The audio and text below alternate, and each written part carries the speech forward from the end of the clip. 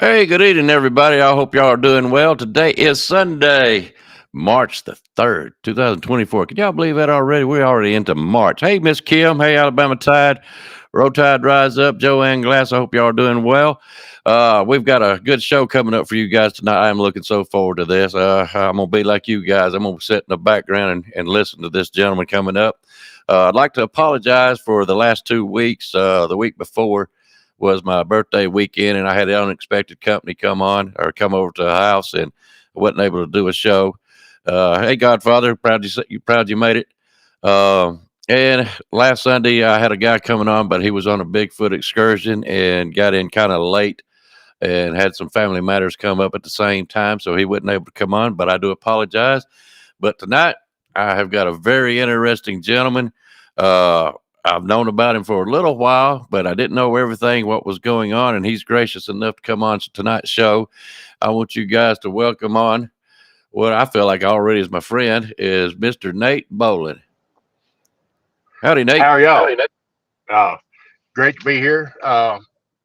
Great for the opportunity to talk Bigfoot anytime we can. Yes, sir. Me too. Love it. So, how are you doing tonight? You doing okay? If I was much better, I couldn't stand it. Guys, Mr. Nate has been in this business for probably about 30 years, if I remember correct. Is that right? We're close to it. Uh, Okay. I've been a Bigfoot nut, since 1986, and really before then. I mean, I remember when Andre the Giant was Bigfoot on $6 Million Man. So, I that remember that too. Yeah. Guys, while I'm thinking about it, before I turn Nate loose on you guys, this is where you can find him, and I will be posting this up throughout the show. He has a channel. It's called Big Dash Dog T2B. I hope I'm saying that right. And he has a co-host on him with a guy named Mr. Jack. I've listened to some of their shows, and it's fun stuff. It is fun stuff. All right. Now that I got that out of the way for now, Mr. Nate, would you yes, please tell sir. these folks a good old story of how all this happened with you? Yeah. Well, it started when I was just a boy. It's 1986. I was 17 years old, and my dad was a big time coon hunter. I mean, he spent $10,000 on a dog, and in 1986, $10,000 was a lot of money. Mm-hmm. Uh, and there's this place we used to hunt, Greenbrier Cove, and you probably know where it's at, being how you used to live down here. It's not too far from my house here, and we hunted that cove all my life. I mean, when I was a little kid, I remember we'd go, and so this particular Friday night, uh, I asked Dad did he want to go, and uh, he didn't. But I had a young dog, and he had this dog that he paid so much for, and he said, "Well, take Alex, hunt him with your dog, let him get some experience." So we went down to Greenbrier. And when you go off the mountain, right at the bottom of the mountain, and I'll get a little more in detail with this story than I did on the last show when I told it on mine Jack's show, because a lot of people have heard this, and so I just touched on a lot of stuff on our show.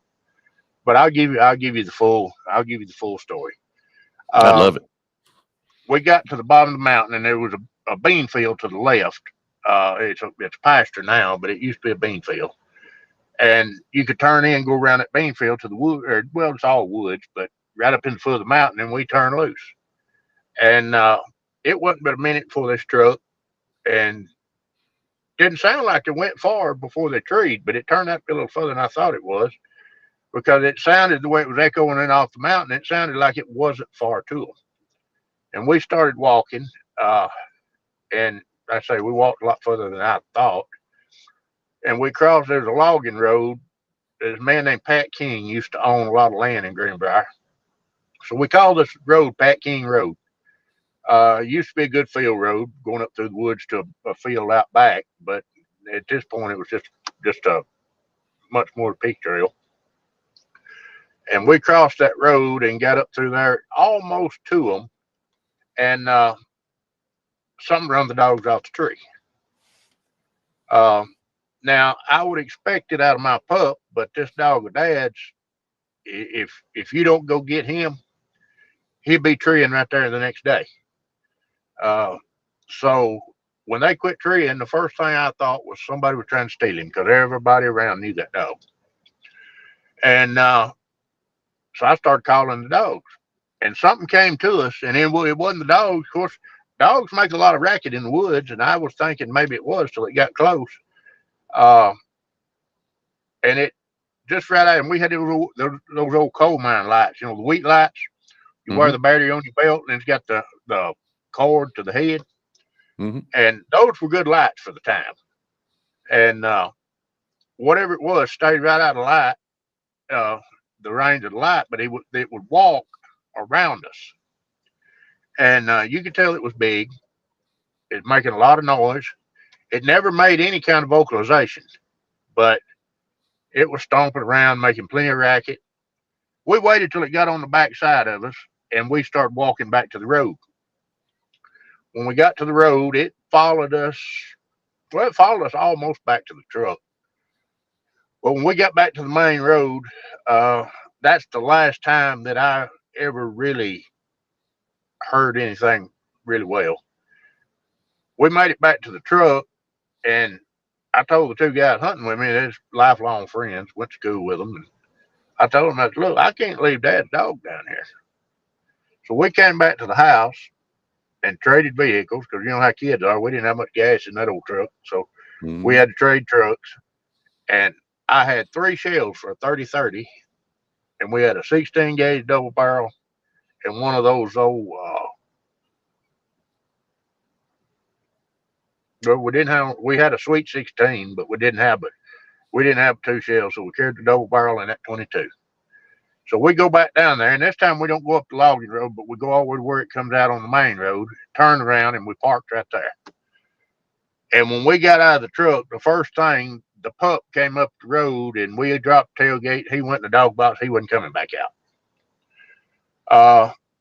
And I started calling the old dog, and I called, and then whatever that racket was, come down out of the woods or out of the side of the mountain there, came to where we just right out of the light, standing on the side of the road. And this time it wasn't being belligerent, wasn't making a lot of noise, but you could hear it breathe. It just a raspy kind of breath, and it's like it echoed all around us. Well, at this point, it wasn't it wasn't near as important getting Dad's dog back. He'd spent in that woods a few times. So I throw the coat down there for him to lay on. You know how you can throw a coat down, Mm-hmm. if you got a dog lost in the woods, he'll go lay on that coat. Well, uh, we left, and the next morning, conveniently, my buddies had to go home, and I went back by myself. Well, uh, right up the road here, we had a farm supply at times. It is a vet's office now, but it was a farm supply, and they carried bullets. So I went up there and got enough 30-30 shells to fill, or got a box. I filled the rifle up, and I went to the end of this. At the time, I had about a '76 4-wheel drive pickup, but it transmission was out of it, so I was driving my grandfather's old long wheelbase Ford 2-wheel drive pickup, and I was afraid to go up this road. So I parked at the main road and I walked up through there, and that road goes. It's probably 400 or 500 yards to where it curves back around to your right, and it puts the bluff and the mountain right there on your left. Mm-hmm. Yep. And that old dog come down through the woods to where I was at, and I when he got right here to me, I snapped the leash on him. And when I snapped the leash on him, I stood up and right back down the way I came from. There was a white one standing in the middle of the road. Uh, he was probably 60, 70 yards. He was a good piece, but it really wasn't far enough. Uh, and yeah, he could have been further, been all right with me. Yeah. But the worst part of it, he was back the way I needed to go. I would have had to walk right by him to get back to the truck. So I thought, well, I'll go this way. And now you can, I'm just going to make a big circle and go back to the truck. Uh, and when I started back towards the there, you go out in this big field and you walk across that field. This old guy lived over there. He was a trapper, hunter, uh, just old man. Uh, Moved down there years ago and lived out the rest of his life in that cove. His name was Aubrey Irvin. And I walked to Aubrey's house. And he opened the door, met me at the door. He let me in the dog in. And we sat there talking, and I didn't want to bring it up. He said, well, uh, I guess you won't know what's following you. Because it was standing, it stopped at the edge of the field. It was standing right across the edge of the field when when we when I went to his house. And he said, well, he said, I don't really know what they are. He said, they come around all the time. He said, they get stuff off my porch. He said, but as long as that one's around, you don't have to worry about the rest of them. So I've thought about it for years, and I sort of feel like the one the night before uh, was probably a younger, more belligerent one, and I think the white one was the alpha. Because old man, he said, if that one's around, you don't have to worry about the rest of them. Well, uh, I got ready to go, and he asked me, said, "You want me to walk you back to the truck?" Well, really, I did, but Yeah. I wasn't going to say it. And he wound up walking me back to the truck. And I told him when we got back to the truck, I said, Aubrey, I'll try to drive you back up to your house. He said, I'll walk back. He said, I walk around here all the time. He said, they've never really bothered me. But, when we walked out of his house, we walked right back towards where we come out at and walked right by where it was standing. Uh, it wasn't anywhere around when we walked by that you could see, and pretty much followed us back to the truck. Well, I left to come home, and I've seen Aubrey since. So of course he's dead now. That's a long time ago. But evidently it didn't bother him. He lived there with them for however long. Uh, what gets me about it, my dad hunted that forever, and he won't really. He never would acknowledge it. He told me that my imagination run away from me and I was a chicken and everything else. Mm-hmm.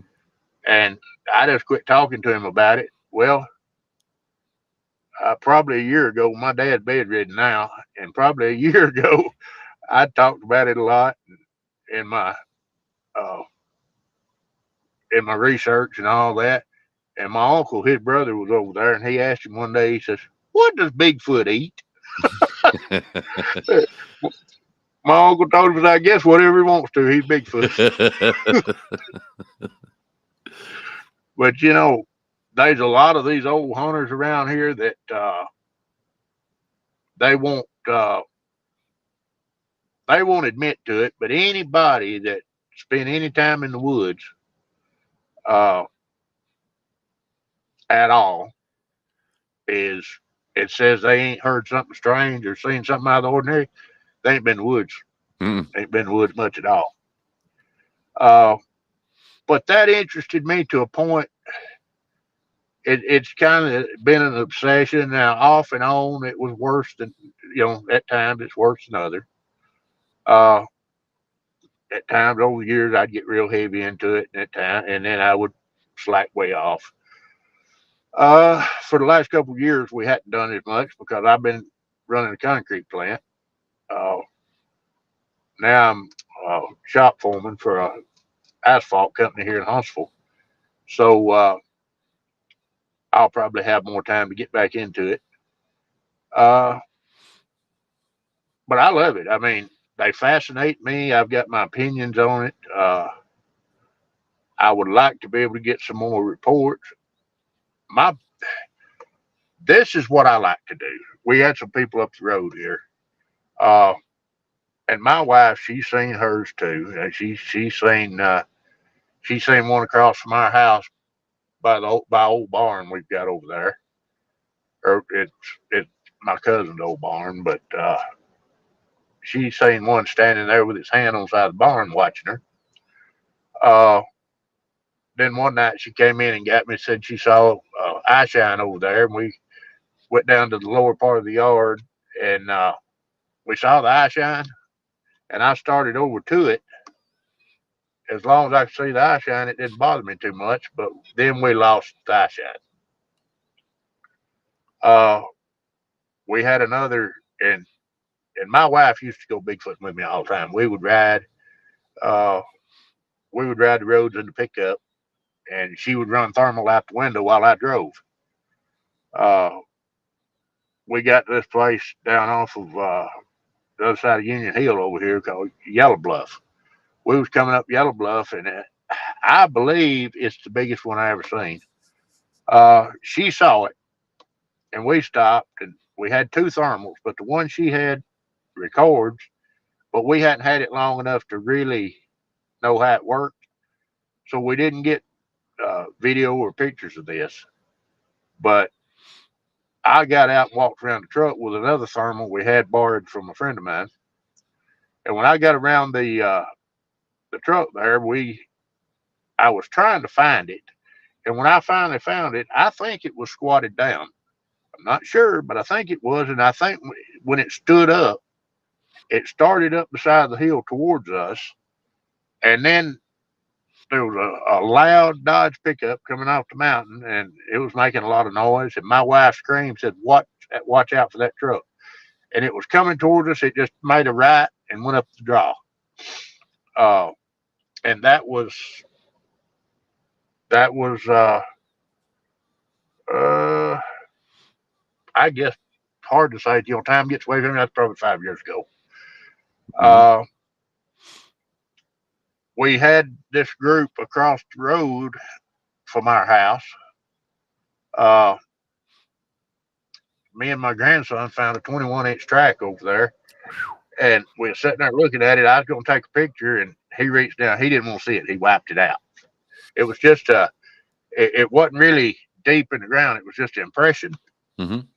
because the ground was hard there. They'd been riding dirt bikes through there. Ground was really hard, and I'd been telling him all about the Bigfoots. And his mom and dad said there wasn't no such thing, so he didn't want to believe it. And then when he seen that track, he was sitting there looking at it, and he thought, and wiped it out. So I didn't get a picture of it. Uh, but me and my wife went in there one night, and we got where we go in is at the corner of my daughter and son-in-law's backyard. Goes around through the woods, and it's trail all the way around there. And this is at the top of Newsom Sinks, if you're familiar with where that is. And we went, uh, I guess, 150, 200 feet in there, and something kindly, there's an old pond over to our right, and something kind of in the back of that old pond back there sounded like a tree fell. It was pushed down. And as soon as that happened, over to our left, two something spread out, making noise like it was a pine thicket. So they were trying to be quiet, but there's no way to be quiet in a pine thicket. So they were moving to our left. And I told her, and I usually, you can ask anybody that knows me, I don't have a nervous bone in my body, but I had her with me, and I told her, I said, we need to move on out of here, and we need to go right now. And up to that night, my favorite round for any kind of anything like that was a 12 gauge slug. Because at 100 yards or less, ain't nothing much more deadly than a 12 gauge slug. That's true. So we turned around and started out. And when we came out in the driveway, I turned around with the thermal, put it up, and I just took some pictures. I didn't take video, I took some pictures. And when you put your eye up to monocular, it messes your vision up for a few minutes. So I really didn't see anything in that picture. And we downloaded it onto the computer, and I emailed it to Jack. Jack started working it over. And there was one about 10 feet behind me, quartering away, going back into the woods after we walked out in the yard. And I knew right then that if they had rushed us, I could have probably got one, but I never would have cycled that gun fast enough to get another one. So after that, I carry a 300 blackout. They're fast. You can put a lot of lead down range in a hurry with 300 blackout. Uh, During that same time, there was a family that lives right up the road here, and the husband runs a garage. And I won't give their names, but the husband runs a garage, and he buys things at yard sales and trade days, and they bring it in, and he he might have a trailer full of it out in his front yard, and his wife and daughter and my wife would go up there and help him, uh, and they would go through all this stuff, see how much it was worth, do the eBay thing or the internet thing, So they started. They were thinking somebody was watching their house to steal something, and but whatever it was making noise. If anybody's watching you to steal from you, they're not going to make any noise. Uh, and my wife told me about it. I said, "Well, I think it's boogers." And turned out, uh, we kept talking about it, talking to them about it, uh, and finally the daughter seen one, and I asked her to draw a picture of it, and she said it was a smaller one, and the picture she drew looked like a little fat kid with hair on it. She wasn't the best artist, but nonetheless, it pretty well explained what she saw. And this was an ongoing thing for a few months. They would call and said they're here again, and I would take off up there. And uh, one time they called, they had the daughter had been out beside her yard cleaning out her car, and the woods being to her left, and she thought something was watching her, and she turned around and shined a light right in one's face, sitting there in the weeds with the weeds pulled back, sitting there watching her. So they called and they told me, said, "We've got a spotlight on it now." Said, "It ain't got away." Said, "Take off up here." So I grabbed my 44 and I took off up there on my four wheeler. And when I come around the corner, I run my four wheeler right into where they was holding the light. And of course, it was gone because a light blinds everybody, Mm-hmm. and you can get out of that light. You can get out of the light. You can move around however you want to without getting seen. And when I got there and run up in that thing, of course, it was gone. But what I saw probably a 30-foot round spot where all the weeds and the grass was beat down. And then there was about a 10-foot thick section that was still standing upright, and that was their blind. They was coming in that close to these people watching what they were doing. Uh, Me and the son uh, walked around the edge of their property there uh, and got to the lower corner, and they had what they had. They had a spot where they used to have horses, which is pretty clean woods. And then you get to the edge of where their horse fence was. It's a pine thicket. Well, uh, we were to that corner, and I heard an owl call, but it was kind of at eye level, right inside that thicket. And then I heard one way off to my left. It was could have been an owl. And then when that second one popped off right over my shoulders, it sounded like a bunch of spider monkeys. I mean, you ain't never heard the racket, and it wasn't very far away either. And the son, when he come out with a 223, and he's going to shoot one. And when I looked over my shoulder, he's headed to the house. And I'm sitting there, and I got the 12 gauge because this is before I started carrying the 300. And I'm standing there, and I know there's one in front of me. I know there's some over my shoulder. Brad's done went home, and I'm thinking, how do I deal with this? So I just turned around, threw my shotgun over my shoulder, and walked off like they weren't. I wasn't studying them, and they didn't bother me. But we would go up. My wife was watching their dogs one time, and I'd let her go in the daytime, but I wouldn't let her go at night by herself. So we went up there. She went up there one day, and my buddy's mother-in-law was up there, and my wife seen one. She thought she saw one down in the woods walking by. Uh, I believe, Tommy, I believe they're everywhere here.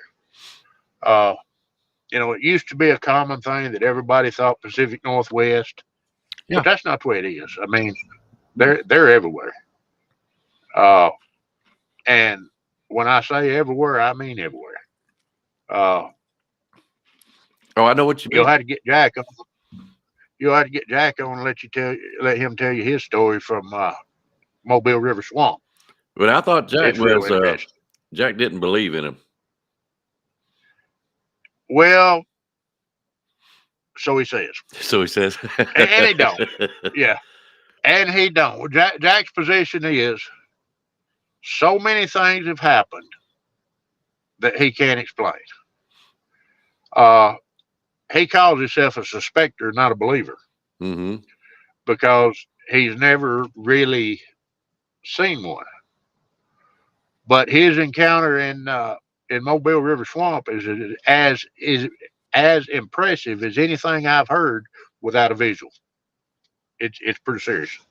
Uh, it's yeah, it would have been unnerving to have been there.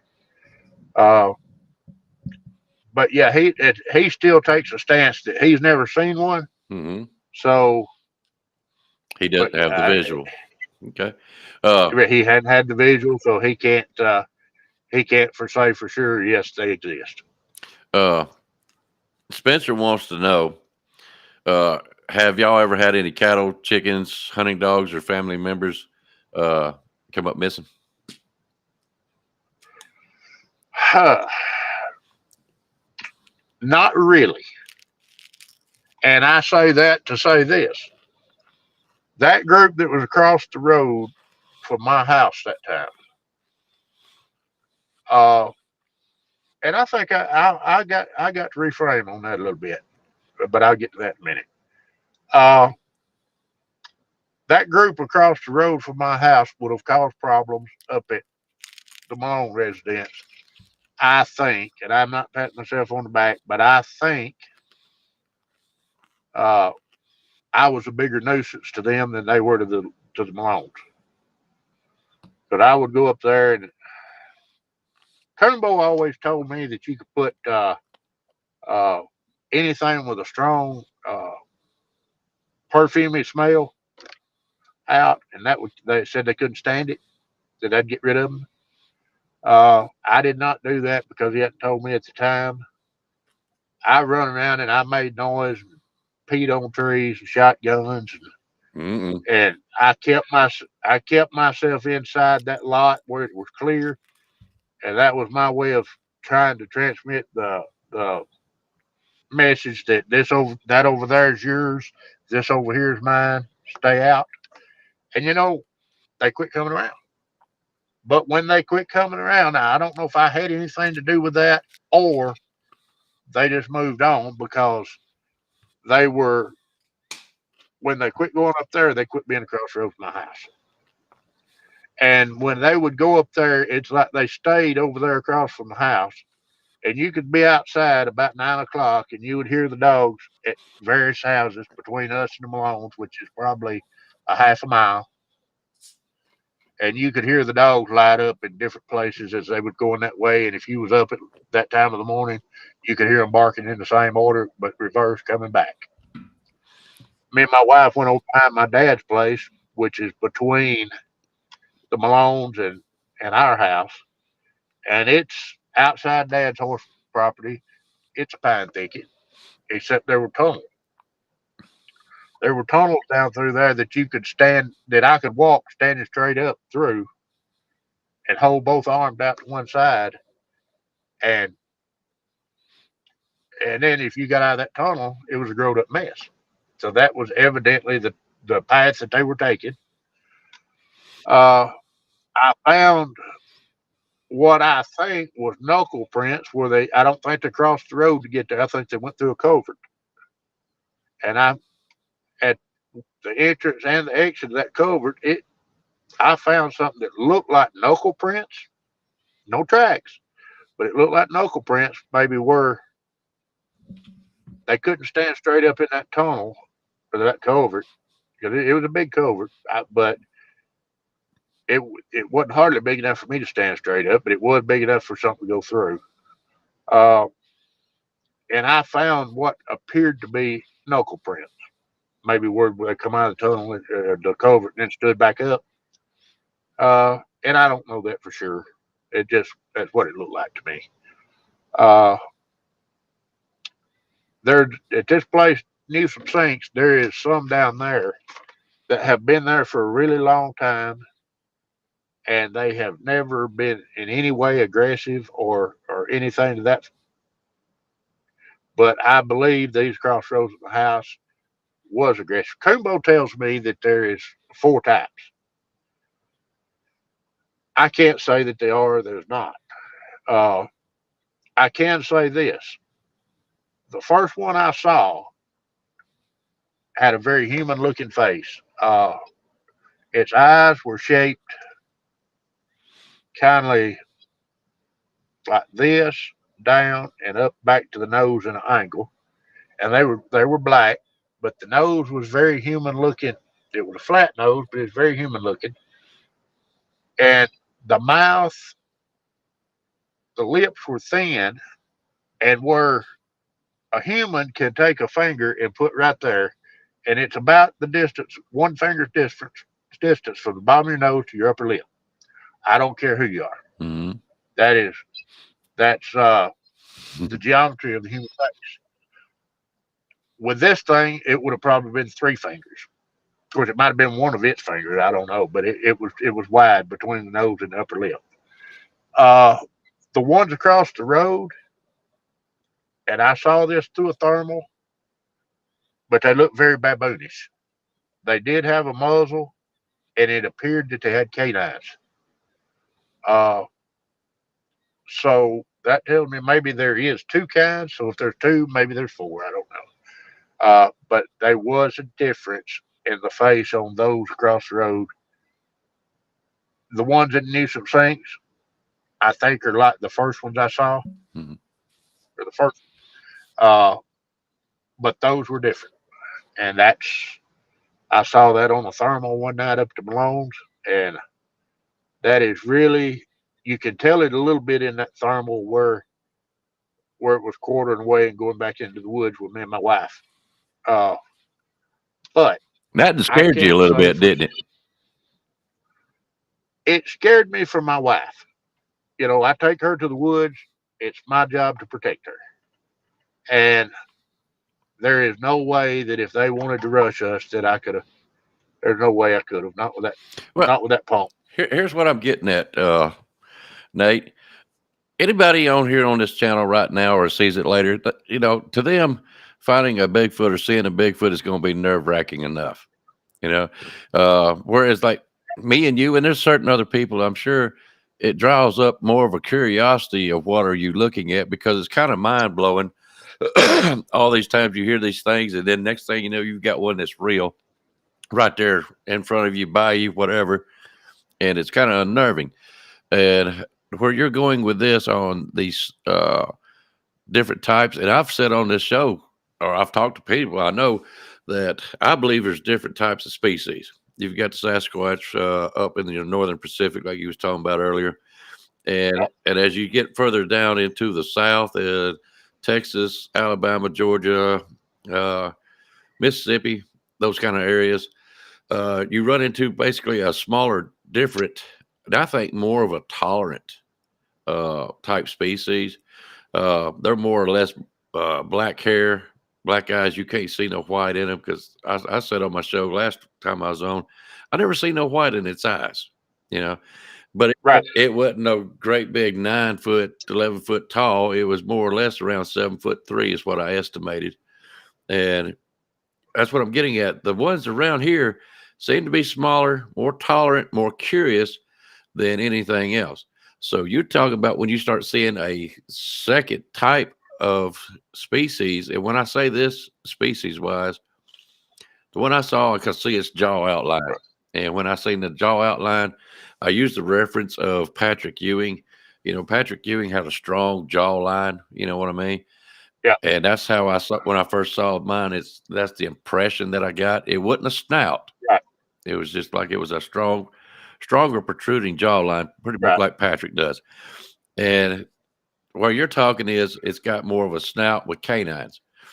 If you're used to Yeah. just even to the fact of knowing and seeing a Bigfoot and knowing what you do know now, I would think when you see a snouted one with a canine, that's going to put more fear into you than just say you're, to put it lightly, a household Bigfoot. You know what I'm saying? You're ordinary.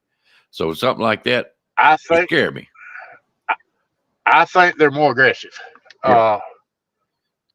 Now Jack and I done a study for an example, or Jack did. He's a numbers guy. He done a study on just your common animals. The further north you go and the colder the climate, the bigger they are. Whether it be a deer, a bear, Yep. a cougar, whatever. The further north you go, the colder the climate, the bigger they are. And I got no reason to believe that these things wouldn't be the same way. Now, the one I seen in Greenbrier was probably close to 9 feet.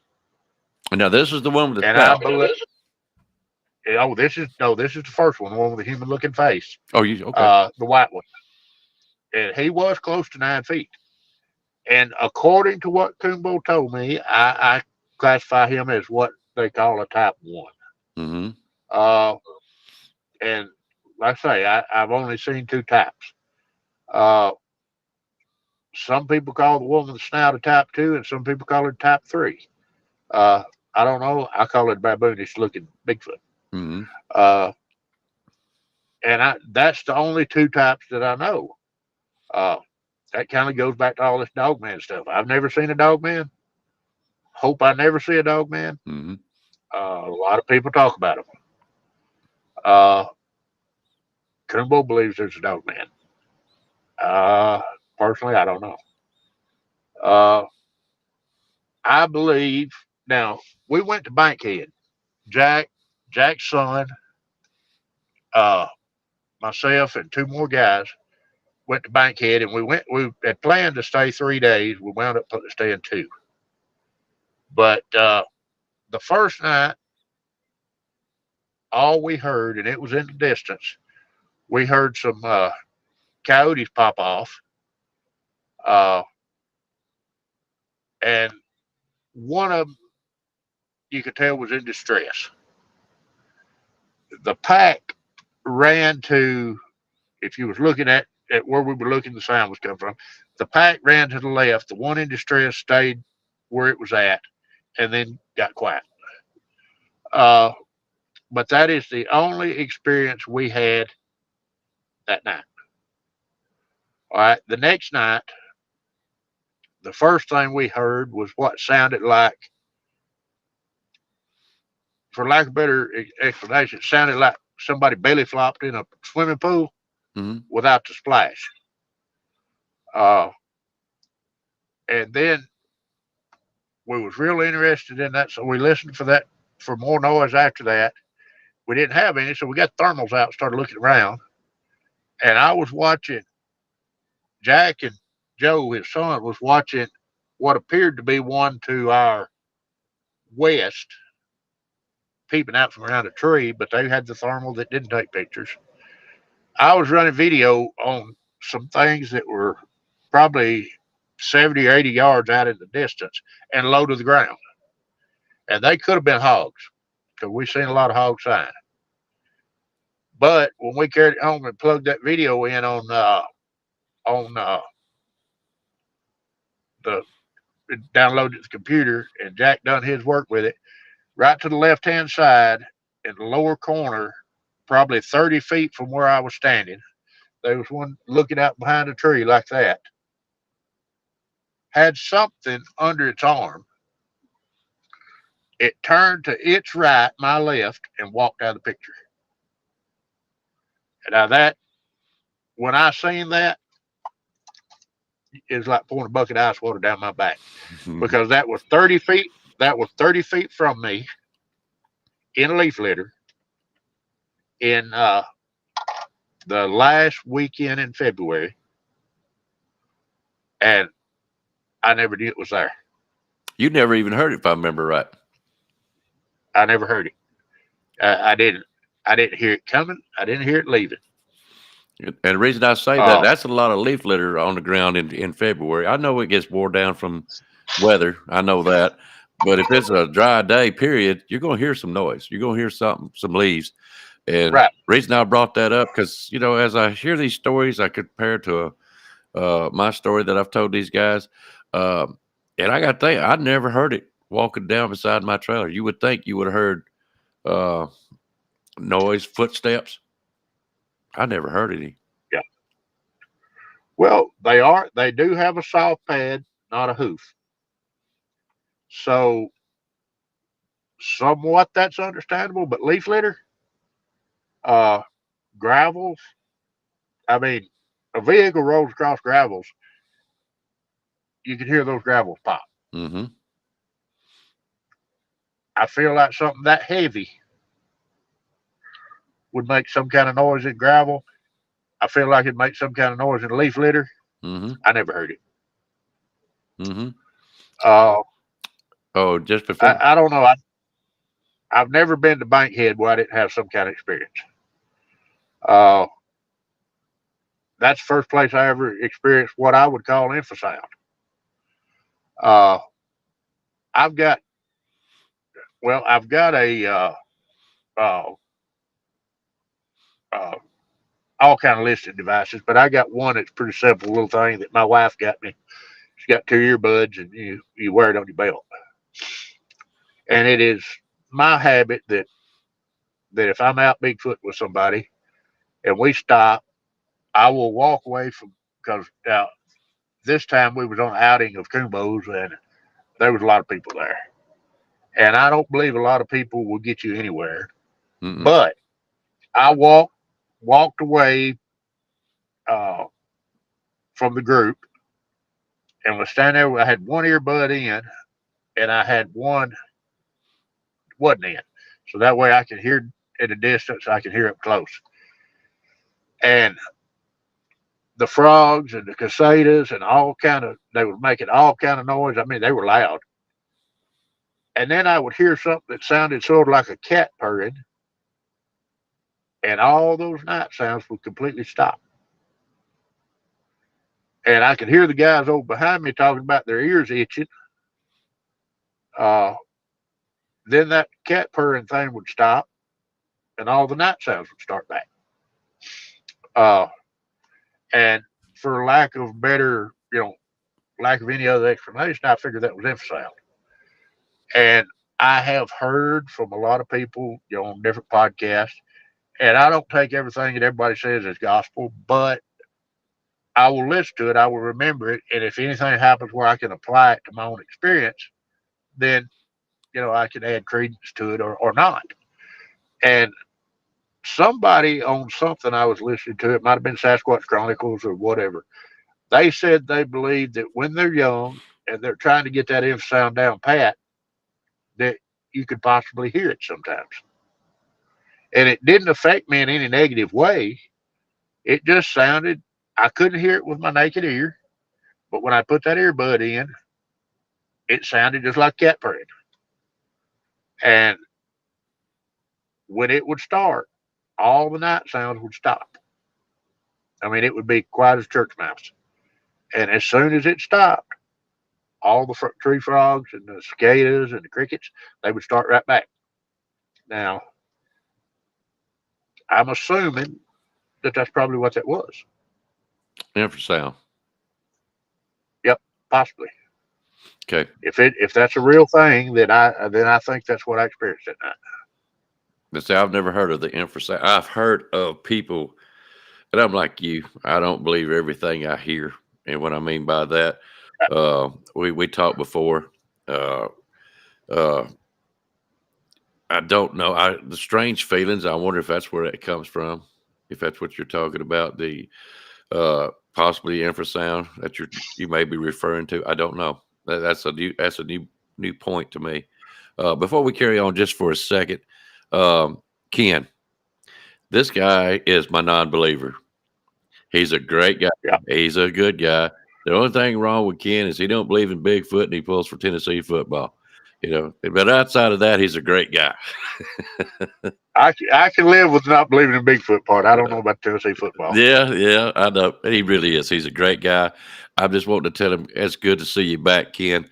I know you went through a tough time here lately, so I just want you to know I appreciate it and I'm glad to see you back. Okay.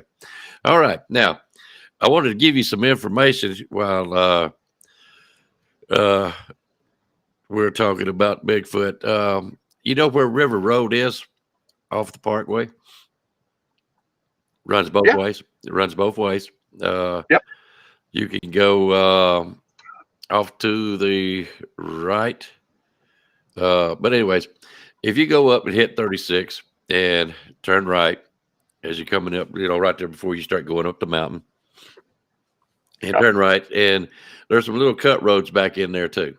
I used to have a good friend of mine. You might know him. I don't know. His name was, I can't even remember his name right now. But anyways, he lived down that road. What is his name? Mike Gore. That's his name. Anyways, there are several roads that goes back in there, and it ends up, like a dirt road back in there. I done a report of a couple seeing a Bigfoot jump up and run across the road going into basically semi-pine thicket. And that wasn't too far from the river and 36, if I'm thinking correct. It's kind of in between the middle of them. It might have been closer to the river before we ended up at River Loop Road. Yeah, I don't think it is River Loop. It might connect up to it. But anyways. It's Upper River Road. It may be. Upper River Road runs between 36 and Decatur. Yeah. If you stay on it long enough. You remember where that junkyard used to be on 36? Yep, that's Dry Creek Cove Road. Okay, there was a couple of roads before you get there that turns off to the right. I know one of them does like more than a 45. It's almost that gum 180 way it looks. It's one of those roads that goes back off to your right of 36 back in toward the river. That's where I done the report. And anyways, I'm sitting there talking. I'm looking for tracks. I'm doing my research type stuff, checking out, because I'm really digging in to make sure that these people saw what they thought they saw. And after I got done, we're talking around the truck, and we're talking to this couple. I got a buddy with me. I'm not stupid enough to go out in these woods by myself. If not for Bigfoot, who am I talking to? And their daddy walked up, and he's leaning up against the truck, and we're sitting there talking about this and that, and he's hinting around. He's not really saying anything, but he's hinting. And I just looked at him. I said, "Okay, man, where's the graveyard?" He goes, "Well, it's about 1,000 yards over there," and it just blew everybody's mind that I knew where the graveyard. I didn't know. I said, "But I know there's one around." And they're asking me, "Why do you know that?" I said, "There's two things that you can find Bigfoot around." And I said, "That's water and graveyards. Don't ask me why. I don't know why they like graveyards." But I was telling you that story so you'll know another spot to kind of look out for over in your area. They're not. I go down there a lot. They're used to. That is. There's a place down there we call the Lane. We used to go four wheeling down there when I was a kid. That's that road that you said is like a 180. Mm-hmm. I know that goes back down to what we call the Lane, and that down there is lowland.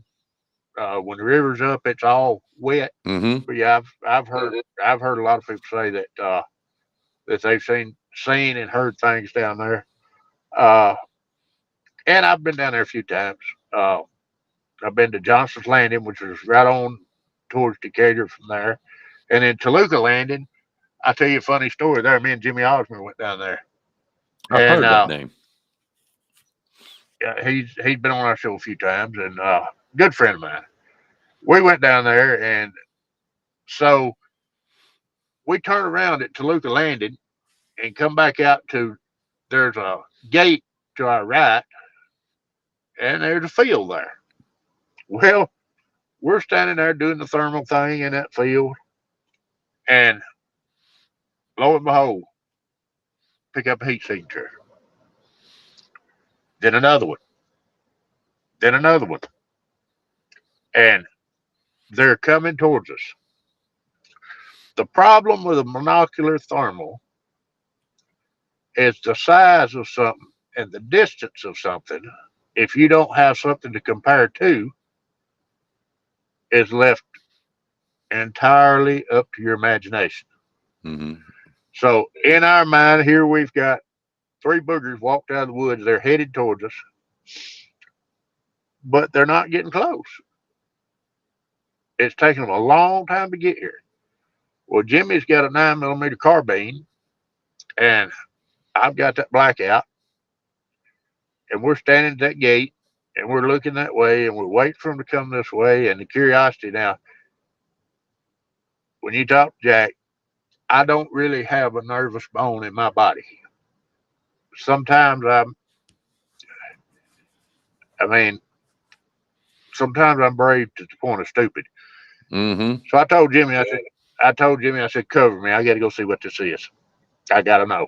So I hopped over the fence and I started down through there, and he's watching them in the thermal. Of course, I can't walk and watch thermal, so I got my pistol in my hand, left the blackout, and I walked down through there, and I get down through there, and he said, "You're getting close. Don't you see them?" I said, "No, I don't see them." I take about 4 or 5 more steps. It was a damn armadillo. It was three armadillos. So that's the thing about a thermal. You've got to have reference. If you don't have reference, and now they're pretty spot on in the woods because you got trees and limbs, and but in an open field they can be deceiving. Yeah. But yeah, there was armadillos. And one time, me and my friend Jay, we went down here in the upper end of Newsom Sinks, and we were fiddling around back through there, and he had his girlfriend with him. We were on two side by sides, and we stopped, and man, about 8 feet up on, looked like it was peeping out beside a tree, was a bright red eye. And we were sitting there, had the lights on it, and I told Jay, I said, cover me. I got to go down there and see what that is. And it was sitting there. It looked just like something one red eye. And I got down there. I got close enough, and it was one of them pins that deer hunters stick in there to find their tree stands with a reflector on it. Uh, So yeah, I do some stupid things. I tell everybody, don't go Bigfooting by yourself. mm-hmm. I hadn't been Bigfoot in a good while, but I used to go by myself all the time. It didn't bother me. I'd go across the road stomping around where I knew they was at. Uh, but I got something interesting for you on this Newsom Sinks. Now, I believe what's in Newsom Sinks is type ones. Mm-hmm. Uh, and me and my wife used to go down there a lot. Uh, we was coming out of there one night on the four-wheeler. We stayed down there Sunday afternoon. We stayed down there until it was almost dark. And there's this one spot. It's steep when you're coming out of there, and there's a ditch to your left or a wash. It's probably waist deep. And there's a tree on your right, and there's barely room for. I got a 700 Polaris. It's just barely room to go up through there. If she's on behind me, and right there in that spot, I had to keep weight on the front wheels to keep the front wheel coming off the ground. And she tells me, said, you need to go. You need to go. So we get on up there to a flat spot, and I stop and asked her why she said I need to go. She said, there's one squatted down beside the trail back there. Or said, I thought I saw one. Then by the time we got to the top, she had herself talked into it was a stump. And I asked her, I said, well, have you ever seen a stump there before? Well, no. Well, it probably wasn't a stump then. But you go to Newsom Sinks, and there used to be a grist mill and a powder mill down there. There was all kind of stuff down there. And I think, if I'm not mistaken, back like Civil War days, they had a salt mine down there. but it ain't nothing but sinkholes. It's got one of the largest cave systems in the world right there. If you go in, you can go in the ground right there in Newsom Sinks, and you go all the way through under Union Hill School. Uh, I forget how many miles of caves there is, but a lot of. And we go down there, and I know they're there. Uh, I carried my brother and Chuck Slab with us down there one time, and I'm not big on making calls, uh, but I made the siren like the Ohio How. Mm-hmm. I made that call. That's the only one that I'm any good at because my voice is pretty deep. So I made the Ohio How, and as soon as I stopped, one answered me, and I did it again, and it answered me again. I did it a third time, and it didn't answer me like it figured out, hey, this ain't right. But Newsom Sinks comes into a point where there's a waterfall right across from my house. And when you get to the bottom on the trail we come in on, there is another trail that you cross. It runs lengthways of the sinks. And if you go straight across, you go to where we camp all the time. That same night that I heard that, or that howl answered me, we set up our camp, and Chuck slept on the east northeast side of the camp, and we kept hearing something moving around us. The next morning we woke up, and there's a rock stack about 30 feet from his head, and we never heard a thing. And it wasn't there when we went, it wasn't there when we got there. And there was a stack of rocks about 30 feet from Chuck's head. Uh, but when you come off of that mountain, right there to the bottom to that crossroads, if you turn right, you go down there, you go over a little hill, and you get over into this low spot.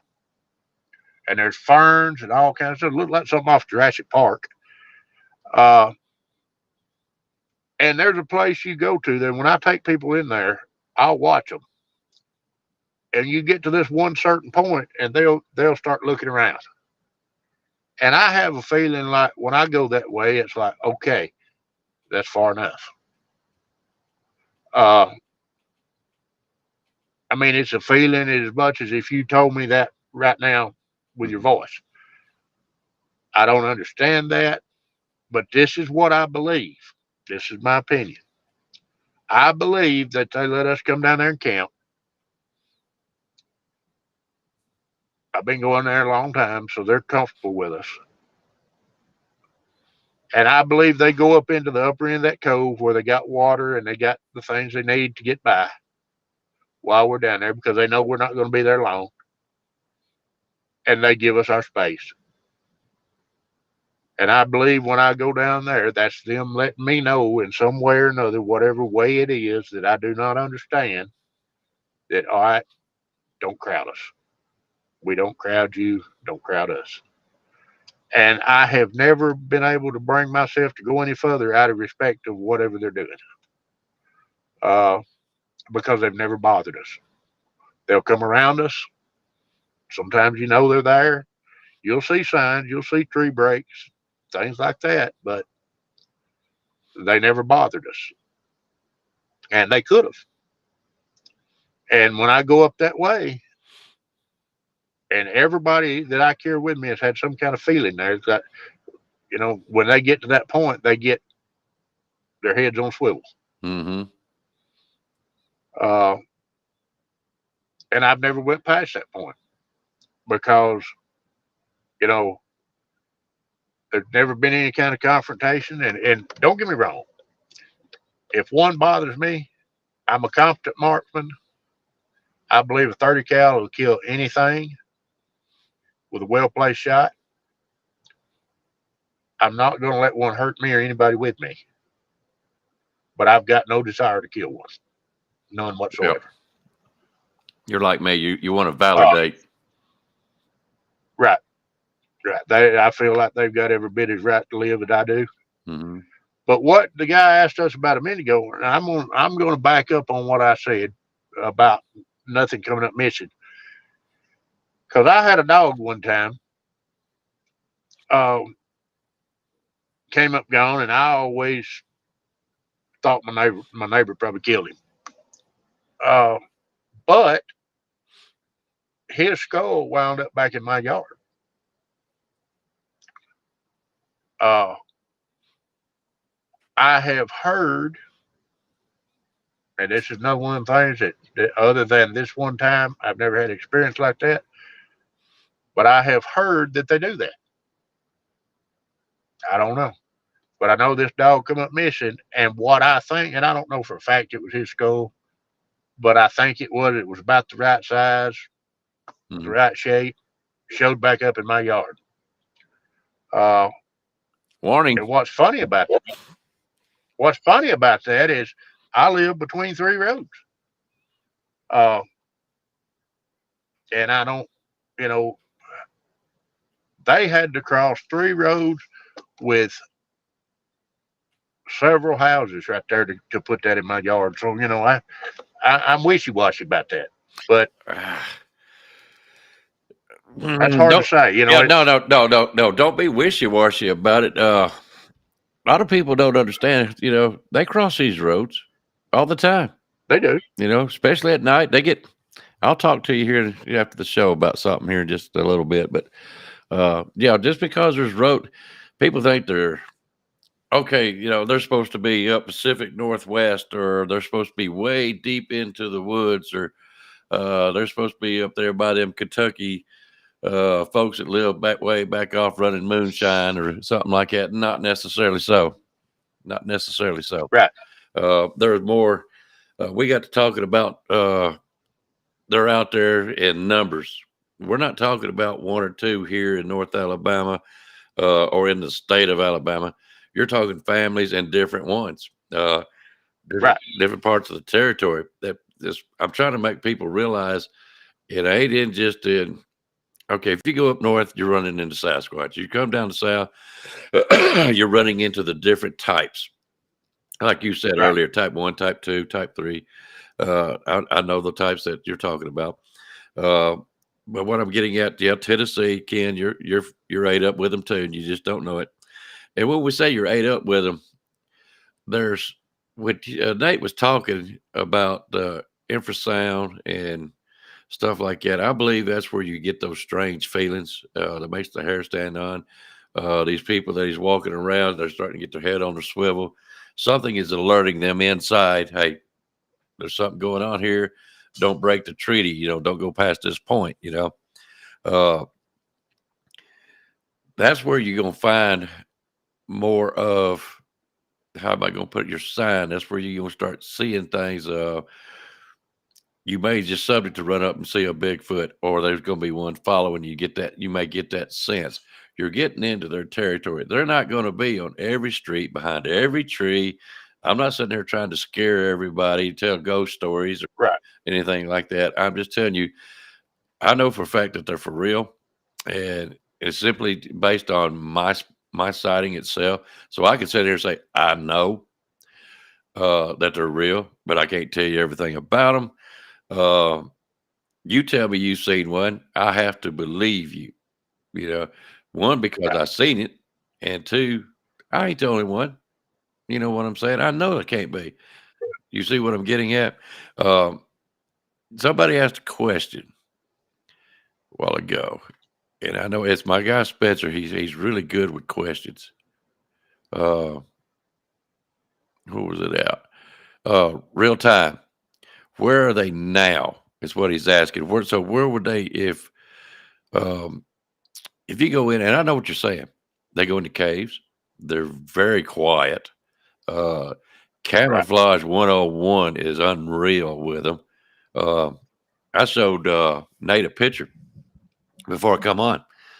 I said, Nate, look at this. And all it was just a little black ink pen thing of showing him where I possibly seen something. So I'll get with you guys later on that one. And it was solid black looking, just like that pen mark. And when it hit the woods, it was like poof, it was gone. You couldn't see it no more, you know. And we all know trees get in the way. I'm trying to stretch across to these people that don't think just because you live next to a city, you live in Cleveland, Tennessee, uh, Fort Payne, Jackson County. They are there. You just do not know it yet. Is what I'm trying to get across. Think about it like this. Think about it like this. When you're looking for something, almost everything in the world that we live in is vertical. Trees, grass, fence posts, power poles, houses, and I could go on. Almost everything is vertical. We do not look at vertical. The eye does not catch vertical things. Hmm. A Bigfoot standing beside a tree. I've got a ghillie suit, and all I've got to do for you not to see me is stand still. Yep.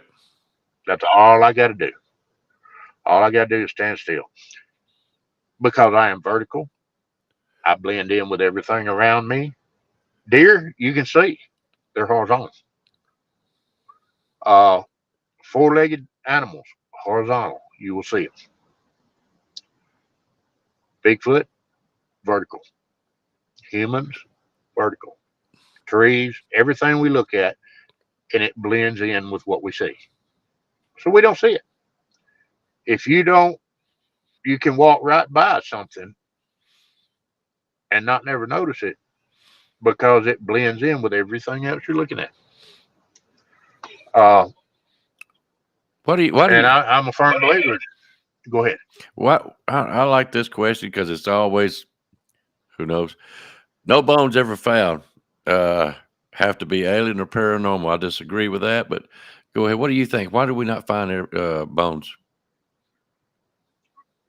Well, really, for your average person, how many times you ever had found deer bones? Agreed. We know deer exist. Hmm. We know that. Uh, how many times have you ever found in places where bears live? How many times have you ever found a bear skeleton? Nature has its way of taking care of the dead. It's not going to be uh, it's not going to be recognizable long. Uh, and who knows? They may bury their dead. Who knows? I don't. Now, I'll say this, I'm gonna stick my neck out a little bit here. Mike Humphreys and the siege of Zenobia. Uh, I have talked to several people that knows Mike Humphreys. I do not, but I've talked to several people that does know him. I've talked to uh, several people that have firsthand knowledge of what that was all about, and they shot and killed one. And these people I talked to say that this is 100% true that they shot and killed one, and they came out of the woods, and some of them stood between Mike and the rest of them while others removed the body. Now, I didn't see that. Uh, I've heard the story. I've never talked with Mike Humphreys, but I have talked with people that knows him that swears that's true. Uh, that's as far as I can go with that. As far as I cannot uh, confirm or deny because But the people that told me that it is true, I do have faith in.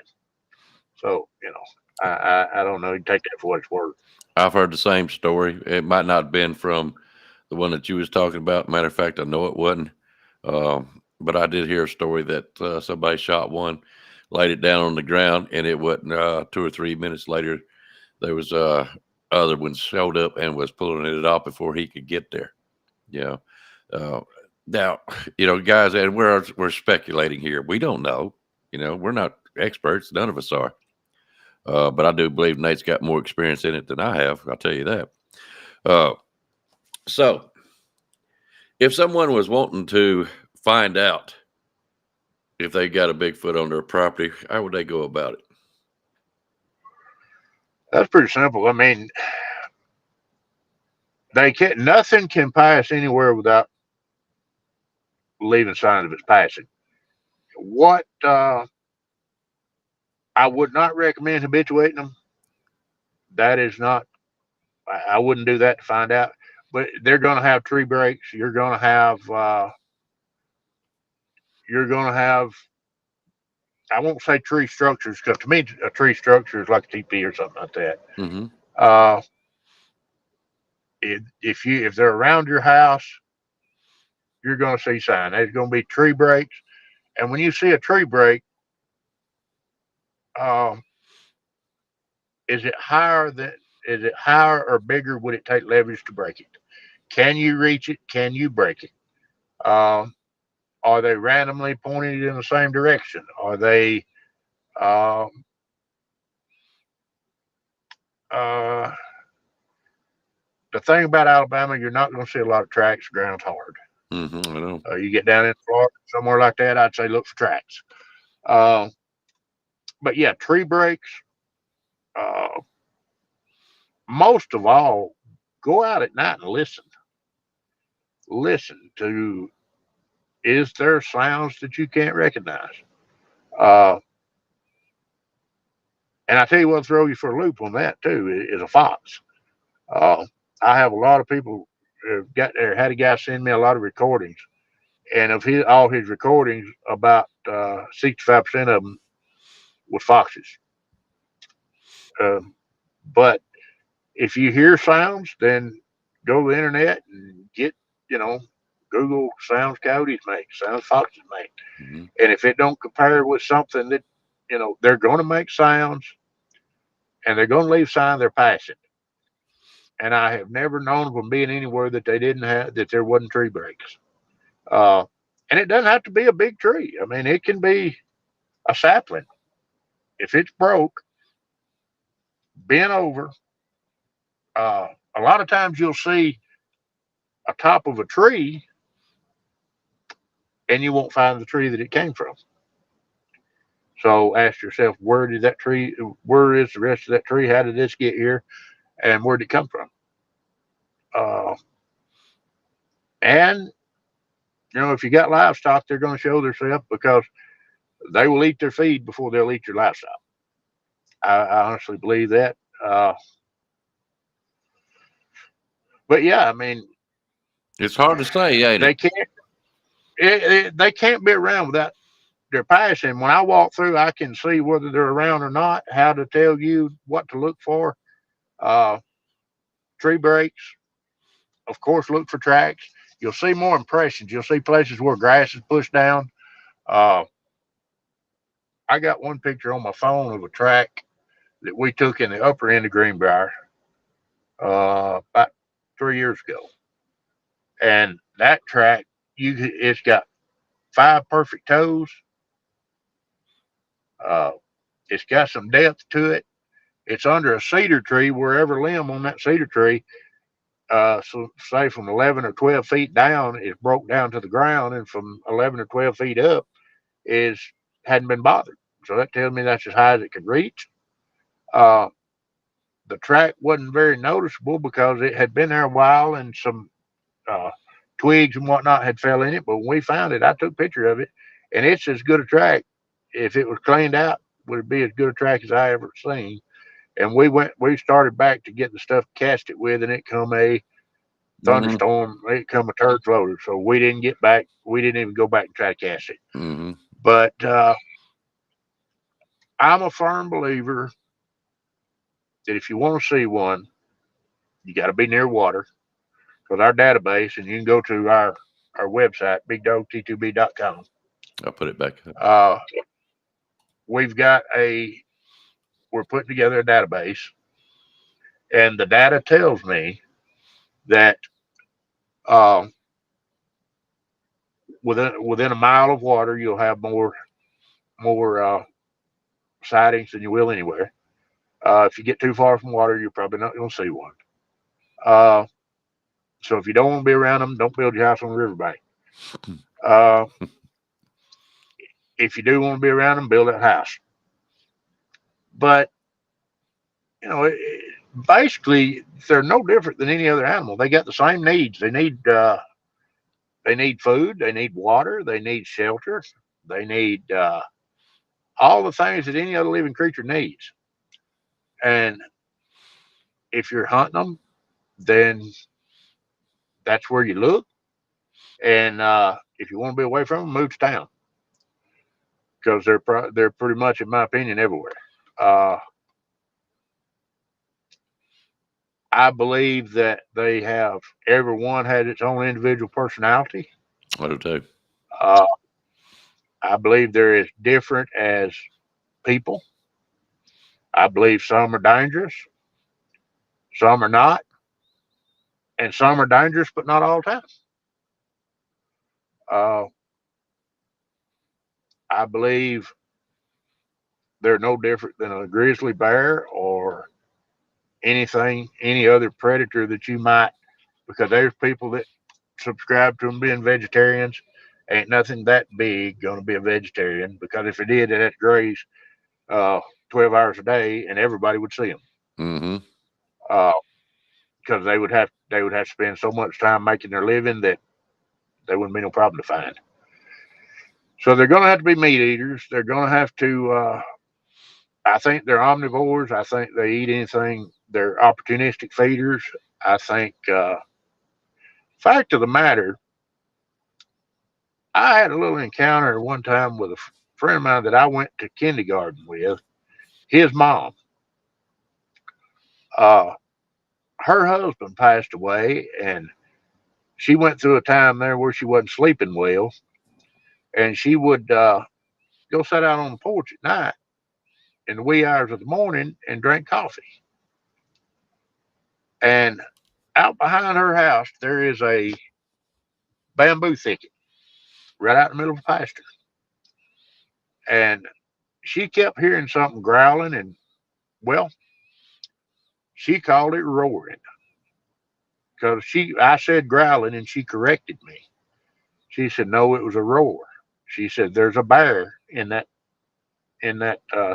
bamboo thicket." Well, first thing I think, no, it's probably not a bear in the bamboo thicket. But she said that her cat litter was coming up gone. Said she would put it in a bag when she cleaned out her cat litter box. She would put it in a bag at night when she cleaned it out. Then she would go to take it and put it in the garbage the next morning, and the cat litter would be gone. So we went over and looked around, and in that bamboo thicket, there was like rooms. I got pictures of it. They would be places where the bamboo had been broke up, where something could sleep in there. And you could walk in there, and it could be pouring down rain. You wouldn't feel any rain. Uh, so it was perfect place for shelter. And I honestly believe that it was a young male, probably come close to breeding age, and this is strictly my opinion, so don't nobody hold me as accountable for saying this. But I believe that it was a young male got kicked out of the family group because he become breeding age. Uh, he was out trying to make a living by himself. Uh, and we went there several nights looking around, and one night we did get thermal on something hiding behind some weeds next to a pond. Can't say for sure what it was, but it was a spot there a whole lot like that spot I saw at the Malone's where the grass was beat down where it had been staying, uh, or where it had spent a lot of time. Uh, I carried a voice recorder there one afternoon, and I had several of them. And the one I carried, the batteries were dead. Well, it's about 3 miles from there to my house. So I ran back home and got another one. When I got back, it was getting dark. And I went in there, I put my voice recorder in a plastic bag, and I went in that pine thicket on the opposite end of where I saw those room look type places. I carried that voice recorder in there and duct taped it to a piece of bamboo and stopped listening, and whatever it was in the other end.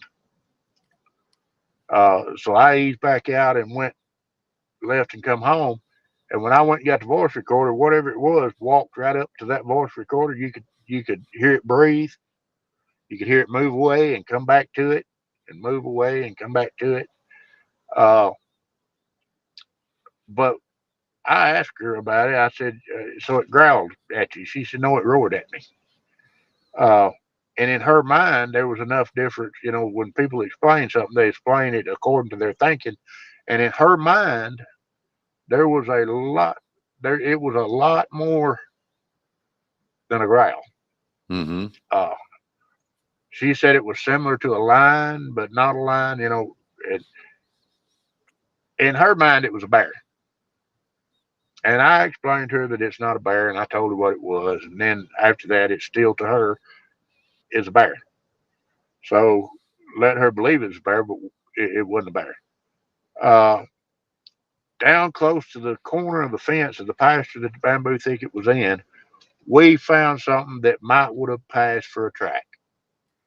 Mm-hmm. But I'm not going to say that it was. It was an impression of some sort. Seen no toes, no heel, nothing. It was just where something had stepped with uh, you know, a foot similar to ours, because the impression was long and, well, I ain't gonna say narrow, but it was it was long and it looked like a human foot. Mm-hmm. Uh, but a triple E. But yeah, it was.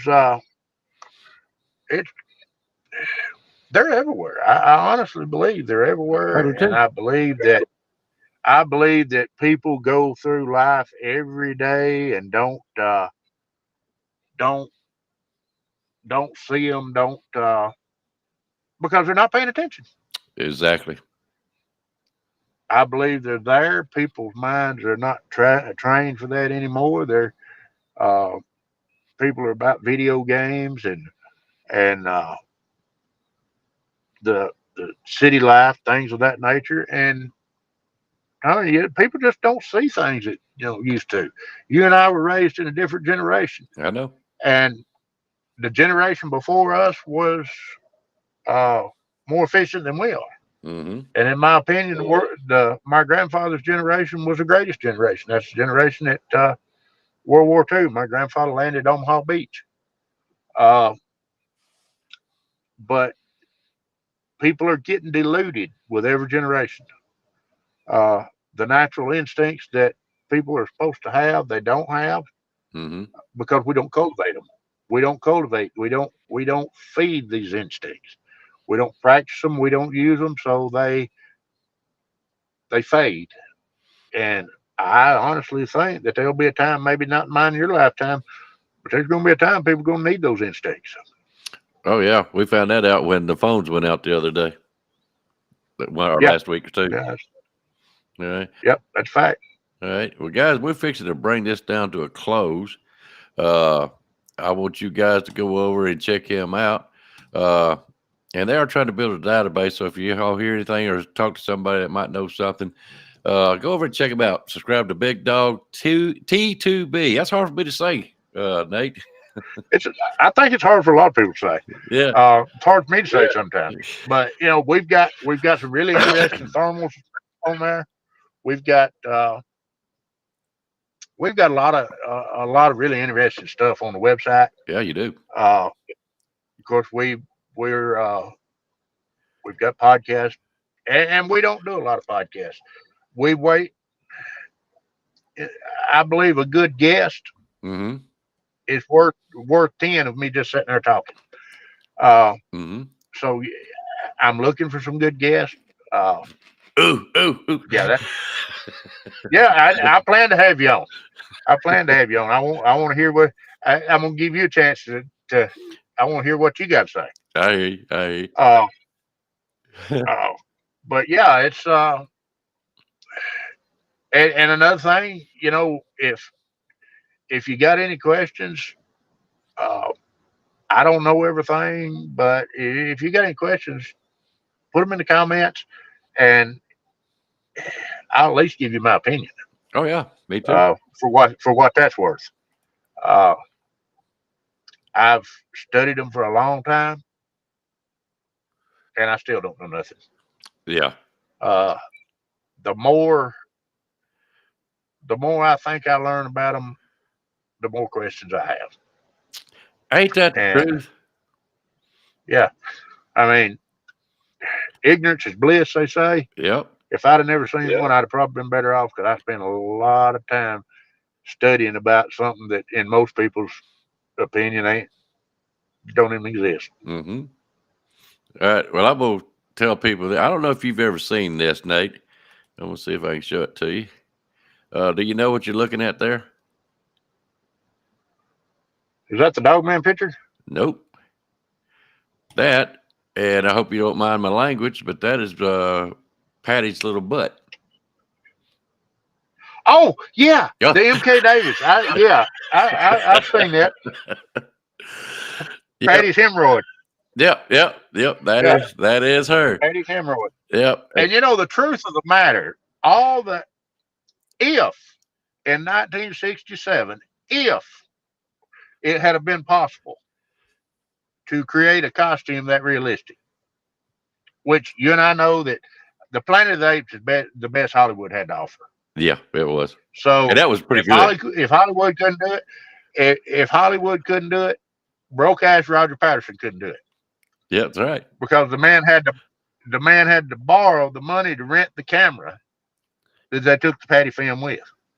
Yep, that's what I heard. And the horses they were riding were not even their own horses. Huh. So Roger Patterson didn't have that kind of money. But if they could have made that suit, what knucklehead is going to be sitting around saying, okay, let's make it a female. Yeah. Let's give her boobs.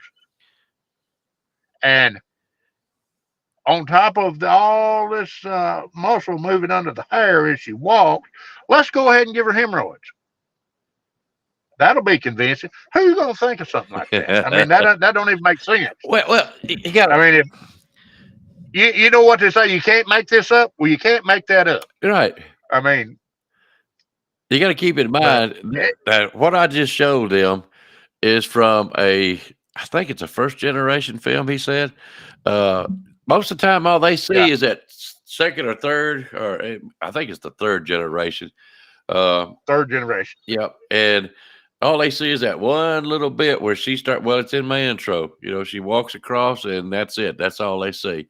They don't see that there's actually 3 parts to that film, and where she gets on all fours and you see her butt with the hemorrhoids and all that. That's in the third part. It's at the end of the third part. So that's why. Yeah. Well, and the reason why I show that is, guys, let me show it again one more time. Where's she at? Guys, what I'm fixing to do, I've already talked to somebody, but you see where it's circled at. I'm going to put that on a T-shirt, and I'm going to have some made up. And I'm going to put on there, I'm trying to make sure it's okay with MK, but I'm going to try to put his Todd Gateway. I ain't going to say it's a picture, but anyway, you've seen it. It's where they rendition it and make it more clear. I'm going to put her face on the front of it and put on there, "You don't believe." And then on the back where I'm going to put her butt, I'm going to say, "Then you can kiss my Bigfoot's ass." So if y'all are interested in that kind of a shirt, y'all let me know, because I'm fixing to order it, make them up. And as long as it's okay with MK, that's what we're going to do. But I'm curious to see how many people would want a T-shirt made up that way. So that'll be fun and interesting, won't it? Yep. So anyways, all right, guys, you got anything else, Nate, before we get out of here? No, we're good. Okay. Fact of the matter, I'll probably right after this. I'll probably have to let you go for a minute, and I'll call you back. Okay. I've got to see my uncle about a couple of things, and then I'll holler back at you when we get through. We'll talk about that other stuff we're going to talk about. Yes, sir.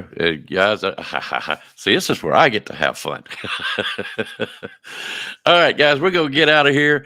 Y'all put in the comments, leave in the chat room, because if I get enough interest, I need to know how much I need to make. You know what I'm saying? And, you know, I don't want to spend all this money on it and just have a bunch of Tag Gump t-shirts hanging around here. So if you guys want one, I'll take one. Oh, got me another one there. All right. Like I said, leave a comment. We love comments. It helps us out. You know, guys, we're just starting. And y'all know I don't worry about how many viewers or subscribers I have. But if you want this kind of content to keep going, I didn't know that y'all appreciate it. You know, I know Nate knows I appreciate him. I know that for a fact. But guys, it's not. I enjoyed it. Yeah, this is not my birthday. I don't know why y'all keep saying happy birthday, Icebox. It is Joanne's past birthday, not mine. All right, guys, we're going to get out of here. Nate, thank you very much. I appreciate it. Don't go nowhere. Let me get out of the outro, and we'll talk for a few minutes and let you get to what you got to do, and we'll get back here in just a minute. But, guys, we appreciate it. Be with us next Sunday. We're going to have another guest coming on. At least I hope so. I hope we don't go on another Bigfoot excursion. But anyway, we'll try to catch y'all next Sunday. If he does not show, I will be back on because I want to talk to you guys about something, about all the guests we've had on, what we've learned. That would be fun interacting with you guys. So anyway, y'all catch us next Sunday. Y'all have a good one and have a good weekend. Y'all be careful. Let me get up here. Where am I at? Where am I at? There we are. Nate, thank you very much, bud. Appreciate it. Thank you. All right. Y'all have a good weekend.